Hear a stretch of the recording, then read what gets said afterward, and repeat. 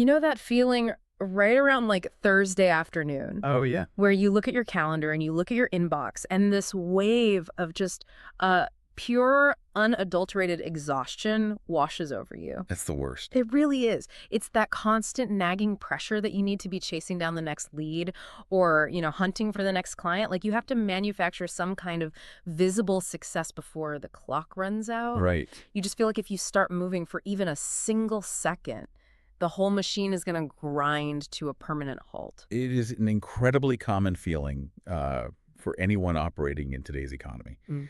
And it's exhausting because it's this state of perpetual pursuit. Right. I mean, you're always running after something that is deliberately designed to remain just slightly out of reach. Yeah, and we're told over and over that this is just the price of admission, right? Like, Okay. if you want to be successful, you have to run the treadmill. You got to put in the frantic hours.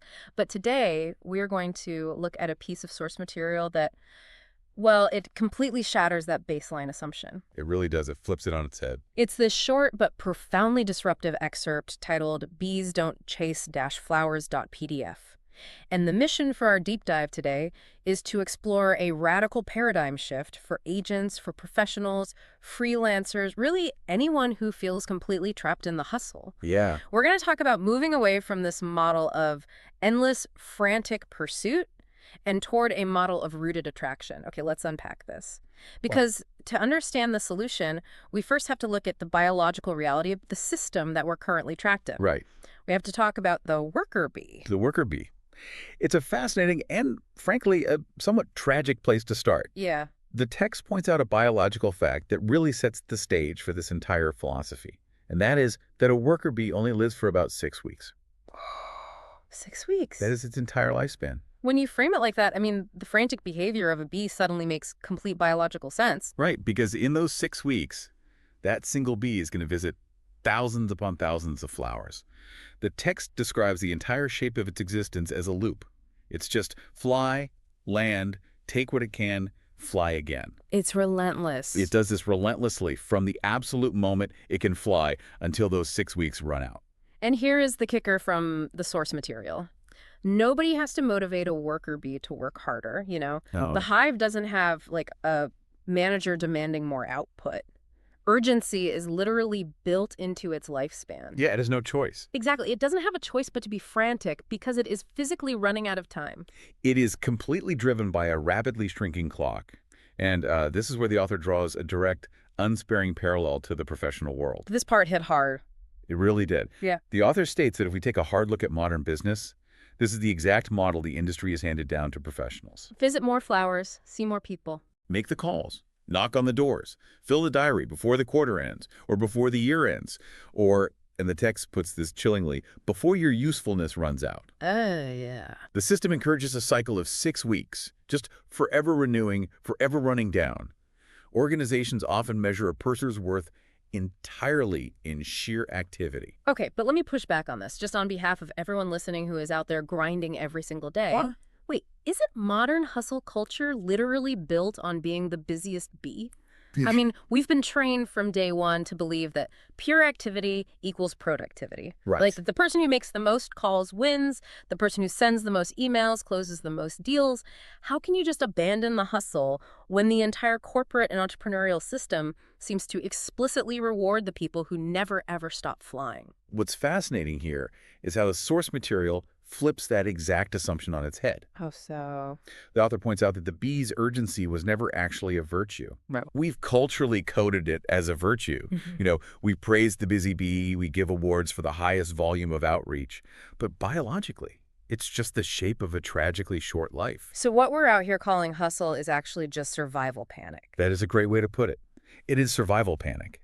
And the industry has taken that frantic survival instinct and adopted it as a long-term strategy. Which is wild.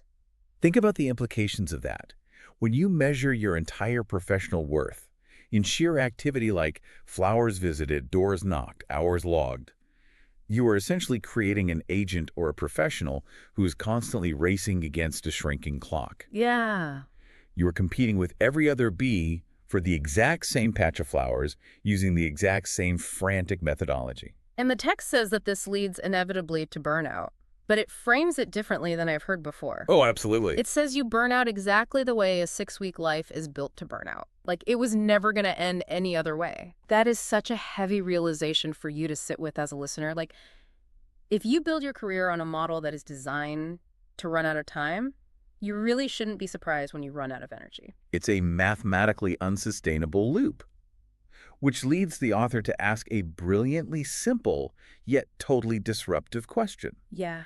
What if you didn't have to be the bee at all? Which brings us to the core advice of the text. Yeah. Stop being the bee. Become the flower instead. It's a total inversion of how we are taught to operate. Completely. Because if the bee model is fundamentally designed to expire, we have to entirely reverse our role in the ecosystem. So let's look at the biology of the flower according to the source. Because a flower doesn't fly anywhere. No, it doesn't. It doesn't have thousands of frantic visits to make before some timer runs out. It does the exact opposite. It Oh. roots itself in one single place. It grows. It opens. And the clients, who are the actual bees in this metaphor, they come to the flower. Right. And why? Yeah. Because that is what bees do. That is their nature. They're always going to seek out the flower. And the text says something really powerful here. It says the flower's only job was never speed or volume. Its whole power is its stillness. Yes. It doesn't have to keep moving. But, and this is a really crucial caveat that the author emphasizes heavily, the flower pays an honest price for that stillness. The honest price. Yeah, it's not about just sitting back, doing absolutely nothing, and hoping people just magically flock to you. That's a huge misinterpretation. Right. It's not about being lazy. Exactly. To be the flower, you actually have to become something. You have to become rooted, specific, and real. You have to become a destination worth arriving at. Here's where it gets really interesting. Because if you think about this in the context of a modern professional, it makes total sense. Oh, absolutely. Think about how you might communicate with clients or an audience. It's like the difference between blasting hundreds of people with generic cold pitch emails, just frantically flying from flower to flower, hoping someone says yes, versus spending that exact same amount of time writing one incredibly insightful newsletter, or building a portfolio of work that is so deeply valuable that people just organically share it. They subscribe to it. You literally become the destination. That analogy hits the nail on the head. I mean, the cold emails are the bee. It's speed, volume, high activity, low impact, and massive burnout. But the insightful newsletter, or the definitive guide to your industry, that is the flower. Let's take a real estate agent, for example. Yeah. The bee behavior is spending your Saturday cold calling hundreds of strangers who absolutely hate being interrupted. We all hate it. Right. The flower behavior is spending those exact same hours creating an incredibly detailed, beautifully designed guide to the local neighborhood's schools, parks, hidden gems. Oh, I see. You publish it. Yeah. You root yourself as the local expert. The people moving to that neighborhood, the bees will naturally find that guide because they are already searching for it. Which brings up a line from the text that I just can't stop thinking about. The author says you can fake activity, but you cannot fake stillness. Well, we all know how to fake activity. Oh, absolutely. I mean, you can open 80 browser tabs, send 50 just checking in emails, shuffle papers around, rearrange your CRM for the 10th time, and go home feeling completely drained. And you tell yourself you had a productive day. Right. But you didn't actually produce anything of value. You just burned calories. Exactly. Yeah. But you can't fake the deep substantive work required to be the flower. As you said earlier, becoming a flower isn't about being lazy. In many ways, it is actually much harder work. Yeah. And it's certainly more vulnerable work. It requires a completely different kind of stamina because your job shifts from the superficial metrics of speed and volume to the much deeper, much heavier work of defining your unique value. It's the work of making yourself deeply relevant to a specific audience. You were basically building gravity. You're building gravity, yes. Yeah. And the beautiful thing about paying that honest price is that it results in something that actually lasts. The text points out that flowers, unlike bees, last for a whole season, sometimes even longer. They stay rooted in one place, opening again and again for whoever comes. Because the flower isn't racing a shrinking clock. It is simply growing. Okay, so this sounds incredible in theory. Like, the idea of just growing, of building gravity and having the market naturally come to you. Sure. But if you are listening to this right now, you might be thinking, well, that's great for a literal flower, but how does that process actually begin when I feel completely surrounded by competitors in my field? Yeah, that's the natural next question. And the source material actually anticipates this. It looks to the very beginning of the flower's life to explain the mechanics of it. It looks at the seed. The seed is perhaps the most vital part of this entire philosophy Yeah. because it answers the exact question of how you start when you feel small and overwhelmed. The text says, a seed doesn't negotiate with the ground it lands in.